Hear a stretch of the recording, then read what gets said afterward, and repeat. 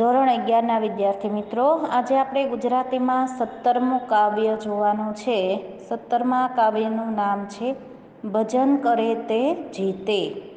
એનો સાહિત્ય પ્રકાર છે ગીત કાવ્ય.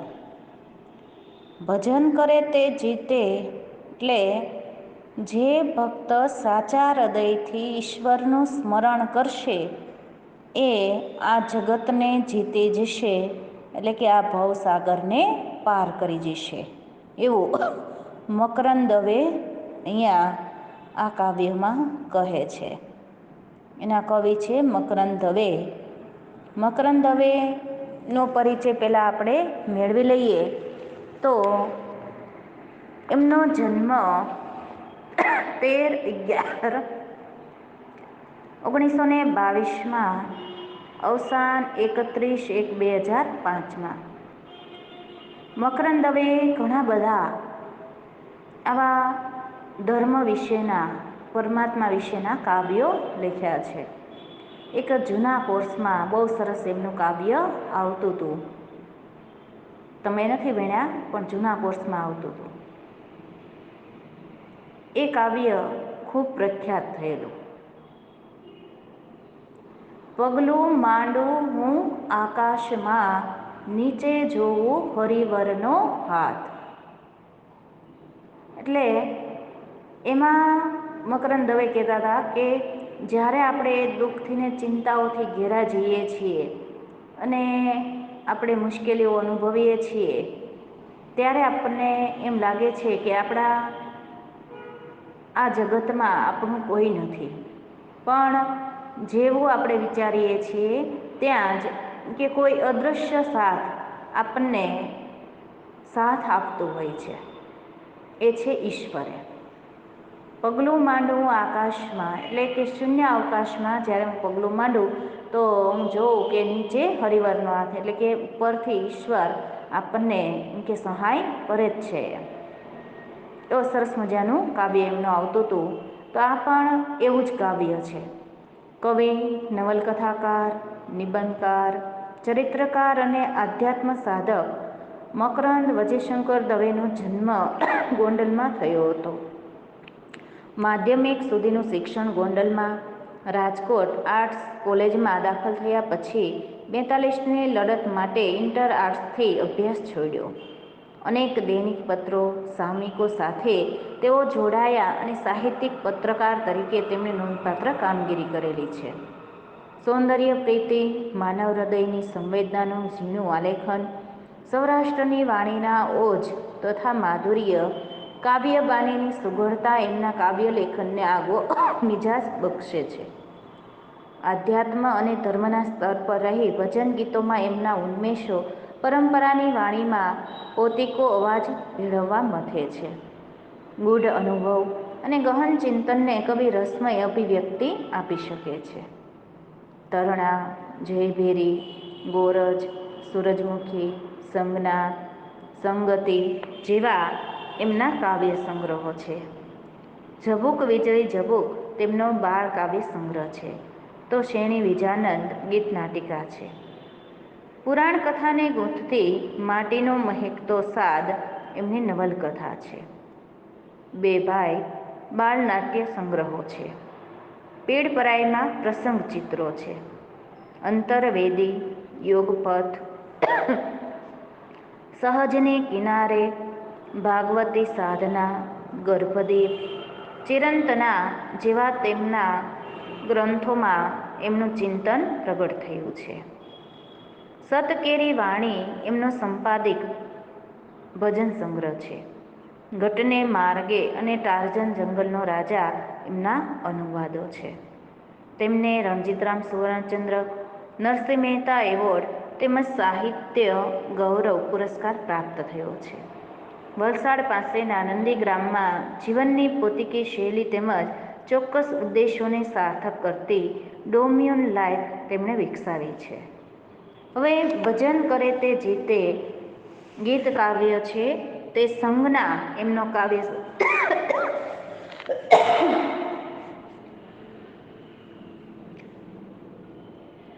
સંજ્ઞા એમનો કાવ્ય સંગ્રહ છે. એમાંથી આ કાવ્ય લેવામાં આવ્યું છે.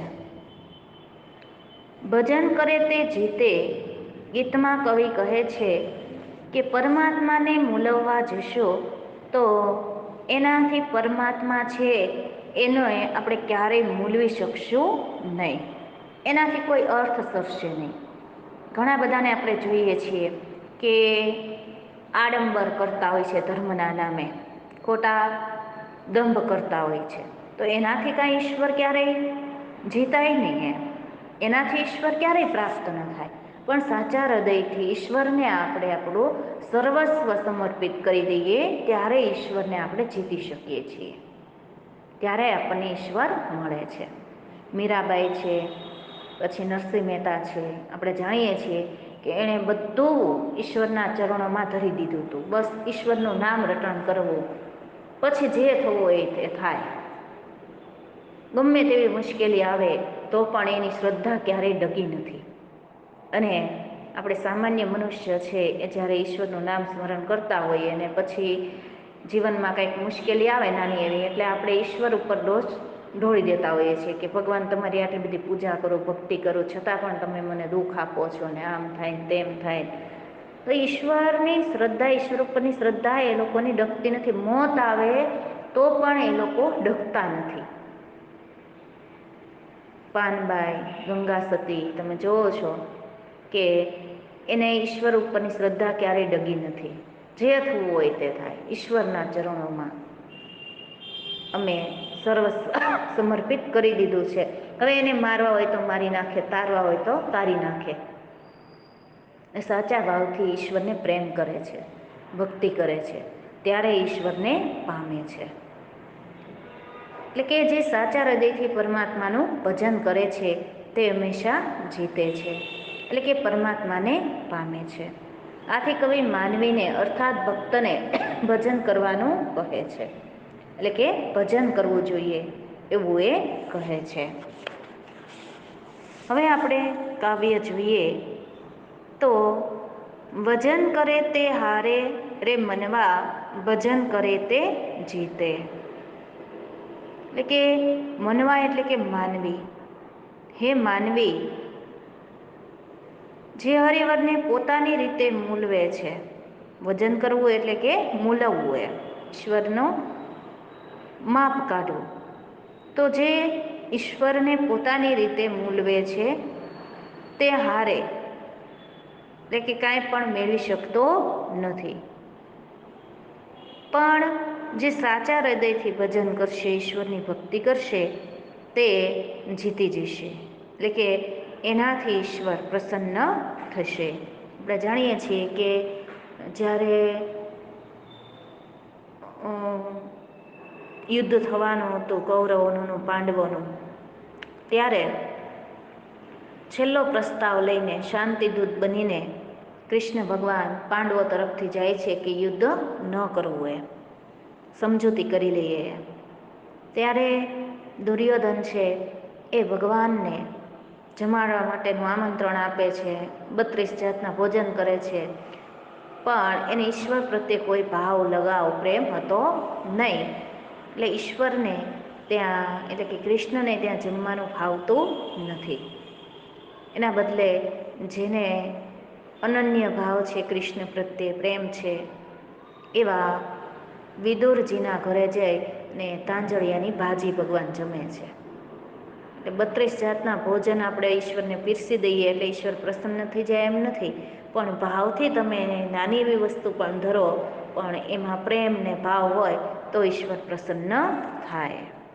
એટલે ઈશ્વરને આપણે ભજનથી જીતી શકીએ છીએ. આગળ કવિ કહે છે, તુલસી દલથી તોલ કરો તો બને પવન પરપોટો. એટલે કે તુલસી પત્રથી હરિવરને તોડવા જાઓ તો એ પવનનો પરપોટો બની જાય. એટલે કે એનાથી કાંઈ ઈશ્વર જોખાય નહીં, એટલે કે એનાથી ઈશ્વરને આપણે પામી શકીએ નહીં. અને હિમાલય મૂકો હેમનો તો મેરુથી મોટો. પછી કવિ આગળ કહે છે કે તેમની પાસે હેમનો હિમાલય, એટલે કે હિમાલય જેવડો સોનાનો પર્વત મૂકો, અથવા એમ કે એને ખૂબ આપણે સોનું ધરાવીએ, એટલે કે એનો અર્થ એમ કે અઢળક સંપત્તિથી આપણે ઈશ્વરને રીઝવવા માટે પ્રયત્ન કરીએ તો ઈશ્વર કાંઈ એમ પ્રસન્ન થાય નહીં. કેમ કે એમની પાસે તો એના કરતાં પણ મેરુથી મોટો પર્વત છે આખો સોનાનો. તો એને સોનું આપણે આપીએ તો એને સોનું આપવાનો કોઈ અર્થ નથી. ને ઘણી વાર શું બને ખબર કે કાળા બજાર કરીને માનવી આડાઅવળા ખોટા ધંધા કરી અને ખૂબ કમાણો હોય પૈસાને પૈસા પછી ધર્મના કામે વાપરે, એટલે કે મંદિરમાં દાન પુણ્ય કરે અને પોતાના નામ લખાવે, તો એનો કોઈ અર્થ નથી. બરાબર. તમે મહેનત કરીને 10 રૂપિયા કમાણા હોય ને એમાંથી તમે ઈશ્વરને માટે અથવા તો કોઈ ગરીબો માટે 5 રૂપિયા વાપરો, રૂપિયો વાપરો કે 25 પૈસા વાપરો તો એ સાચું દાન કહેવાય. તમે બીજાને મારીને કૂટીને પૈસા ભેગા કર્યા હોય ને પછી એ પૈસો તમે દાનમાં આપો તો એનો કોઈ અર્થ જ નથી.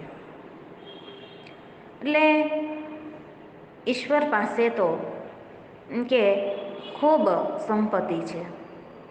મેરુ એટલે મોટામાં મોટો પર્વત છે, પહાડ છે, એટલી બધી એની પાસે સંપત્તિ છે. એટલે કે એવો સોનાનો પહાડ છે એની પાસે.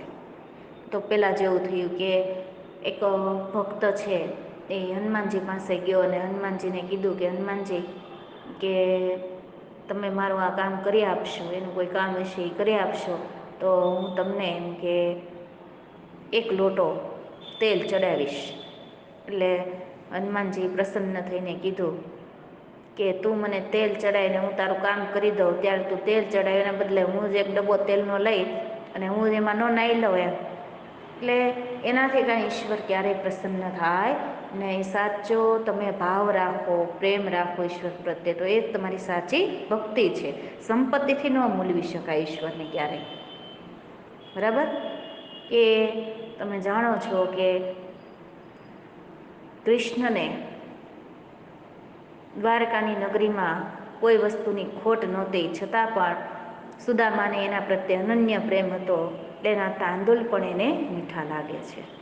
ત્યારે એની પાસે ક્યાં ખાવાની કંઈ કમી હતી, છતાં પણ એને એના પ્રેમને એના ભાવને જોવે છે કે સુદામાને કેટલો પ્રેમ હતો કૃષ્ણ પ્રત્યે.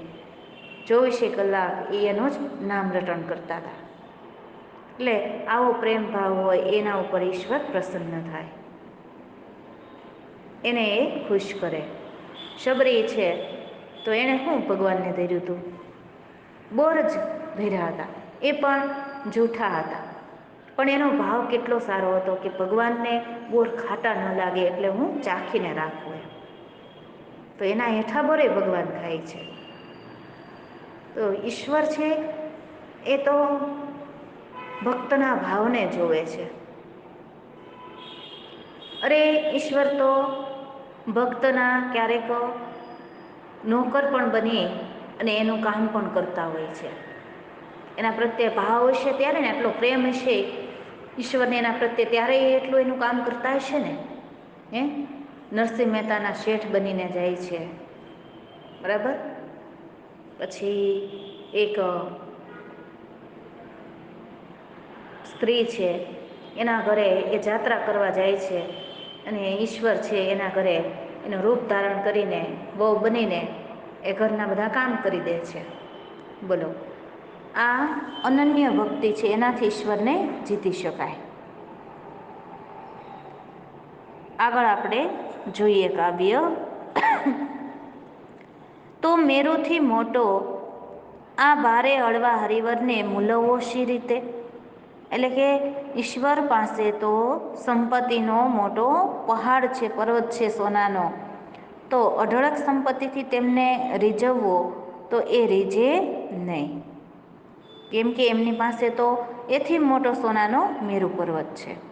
આમ ભારે હળવા હરિવરને આપણે મૂલવી શકીએ નહીં. એને મૂલવવો શી રીતે? રે મનવા ભજન કરે તે જીતે. એટલે કે જે સાચા હૃદયથી ઈશ્વરની ભક્તિ કરશે તે જ ઈશ્વરને જીતી શકશે. બાકી ઈશ્વરને એમ મેળવી શકાતા નથી. ઈશ્વરને મેળવવા જતાં કેવી આકરી કસોટી થાય એ તમે નરસિંહ અને મીરાના ઉદાહરણ ઉપરથી સમજી શકો છો કે ઝેર પણ પીવું પડે. આપણને તો જરાક મુશ્કેલી આવે ત્યાં આપણે તો ડરી જઈએ. તો મોતને તો આપણે કેમ સામેથી ગળે લગાડવું એમ. આગળ કાવ્ય જોઈએ. એક ઘડી તને માંડ મળી છે આ જીવતરને ઘાટે, સાચ ખોટના ખાતા પાડી એમાં તું નહીં ખાટે. એટલે કવિ કહે છે કે આ જીવનરૂપી ઘડી તને માંડ મળી છે. એટલે કે આ મનુષ્ય જીવન છે એ તો બહુ દુર્લભ છે. કહેવાય છે ને કે 84 લાખ યોનિમાંથી પસાર થઈએ ત્યારે એકવાર આપણને મનુષ્યનો જન્મ પ્રાપ્ત થાય. બાકી બધા જીવજંતુઓ બનીને આવ્યા હોઈએ. આટલા બધા શરીરમાં પ્રવેશ કર્યો હોય અને પછી એને આ મનુષ્ય જીવન મળે છે. એટલે ક્યારેય મનુષ્ય જીવનને વેડફવું નહીં. એ ઈશ્વરની અમૂલ્ય ભેટ છે આપણને આપેલી. તો જીવન વહેતી નદી જેવું છે. એટલે એના ઘાટે સાચ ખોટના ખાટા પાડીને શા માટે મહામૂલું જીવન છે વ્યર્થ ગુમાવે છે. એવું કવિ આગળ કહે છે કે સાચા ખોટાના ખાતા પાડી. ખાતા પાડવા એટલે શું? તો કે આપણે શું આપણને લાભ થયો અને શું ગેરલાભ થયો એનું બધું આપણે વિચાર કરવો. સાચા ખોટા કર્મોનો વિચાર કરવો. તો એ સાચા ખોટા કર્મના આપણે ખાતા પાડવાની જરૂર નથી. અને એમાં આપણું આ મહામૂલું જીવન છે એને આપણે ખોટી રીતે ગુમાવવાનું નથી. વ્યર્થ નથી જવા દેવાનું. એથી આપણને ખાટે એટલે કે આપણને કોઈ ખાટવું એટલે લાભ થવો. એનાથી આપણને કોઈ લાભ થવાનો નથી. આગળ કવિ કહે છે સહેલીશ તું સાગર મોજે કે પડ્યો રહીશ પછી તે રે મનવા ભજન કરે તે જીતે. એટલે કે આ જીવનરૂપી સાગરના મોજા સાથે તું સહેલ એટલે આનંદ કરીશ કે ઘરની પછી તે ભીત ભૂલીને પડ્યો રહીશ.